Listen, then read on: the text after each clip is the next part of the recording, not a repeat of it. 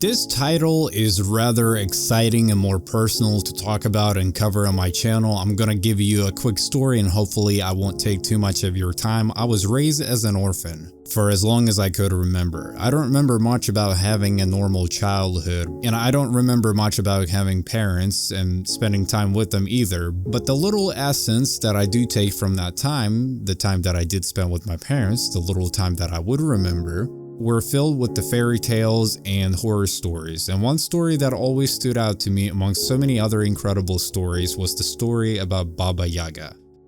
The beautiful thing about cultures and living in different parts of the world are the conversations and experiences that we all share.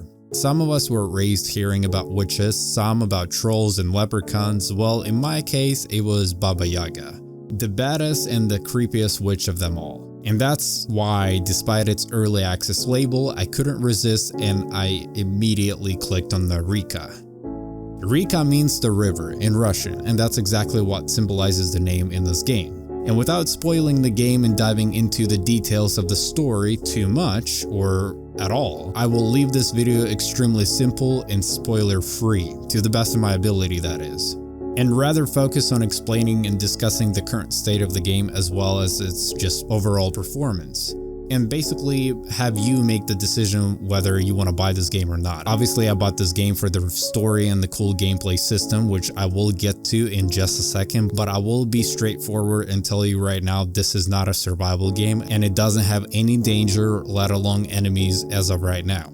It has all the possible and awesome mechanics of a survival game, but this is not it. And to be fair, I'm not sure if they will implement that later in the game in the future or just let it be. There's no hunger or temperature meter. The food that you make are unclear as to what purpose they truly serve as of right now, that is. The game is not perfect and it does need some improvement. The biggest thing I was having trouble with was its inventory and crafting system, especially when it comes to the UI. It works, but I was having a difficult time wrapping my head around it. It felt cheaply made and very rushed.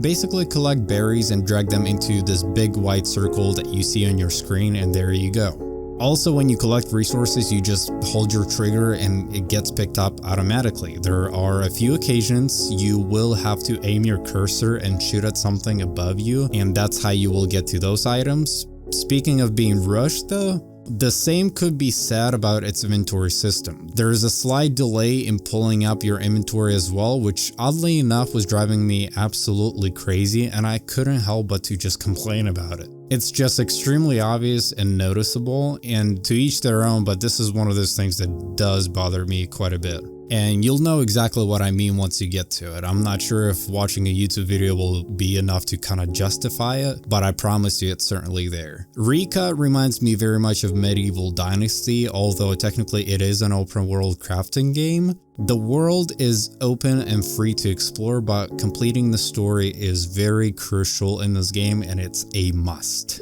Because right now, that's all you can honestly do. You're gonna have to run around the world and talk to different people, completing quests and taking on challenges and evolve as a witch, which of course leads to my next point, the story. It's certainly there. It is actually very good in terms of getting your attention and forcing you to kind of want to find out more about the game. But with that being said, the game completely lacks in voiceover. Continuously reading conversations between a lot of different characters, especially in the game with a detailed story, not only ruins the overall experience, but it makes it a bit tedious and tiresome.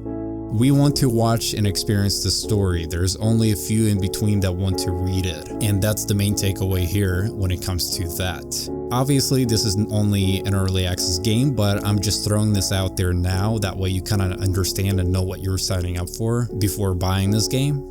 I'm personally the type of individual that's like, if the game has a story, it has to be voiced, especially the type of story that plays a huge role in the game. Otherwise, just don't implement the detailed story in the first place and make it rather open for the player to make their own judgment call. That was a huge letdown for the Medieval Dynasty, and that game could have had a bigger player base had they implemented voiced characters, but they still don't have that. Why? I don't understand. Let's talk about its exploration and why it's an important element of the game. This is also where the game really stands out from anything else out there. Basically, as I mentioned earlier, you play as a witch. You will evolve into one for sure. You learn how to craft different spells and evolve into a more powerful witch that lives and roams through the dark woods, and you quickly realize how different you truly are from the rest of the people in this game. Your house, on the other hand, is a moving house, and you get to control it as well. Customize it yourself.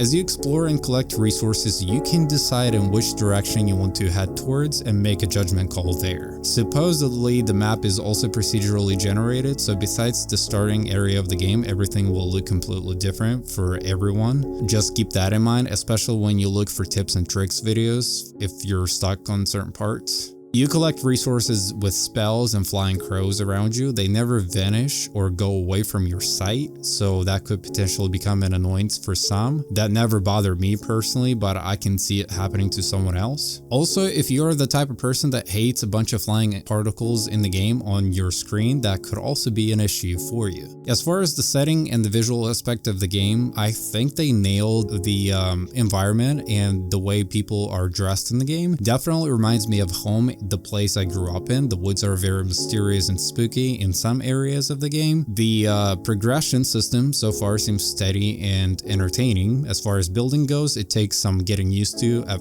first, but once you get the controls down, that's when it will become more bearable, if you will. Reka relies on heavy customization of your house because, of course, it's the main selling of the game anyways. The title is, at this given moment, a single player only. You can have multiple saves, but that's about it. You do customize your character as well at the beginning stages of the game. It's certainly aimed to be a cozy player game only. If you're a go-getter and you like to grind and raid people, this is obviously not for you. It's one of those games you want to play to get your mind off of things. So far, the story is captivating and very interesting, but once again, it's just too much reading to really zoom in on it. And because of that reason, it's very underappreciated in my opinion, or it can be. And that's basically about it. I will revisit this game from time to time, and I will talk about it more in detail once it's appropriate and reasonable. It was in development for 3 years with a fairly good sized team from Germany, and it just came out yesterday before making this video. Just keep that in mind. But certainly remember, this is not a survival game, and lack of enemies or any danger is a bit disappointing in my opinion. But I'm here for longevity of it, because this is something I've been truly wanting to play and just lay my hands on, perhaps with the survival elements and seasonal changes. And maybe that could potentially be something they will consider in the future. I'm not sure. So yeah, this was your boy Roos, and I'm out. Goodbye.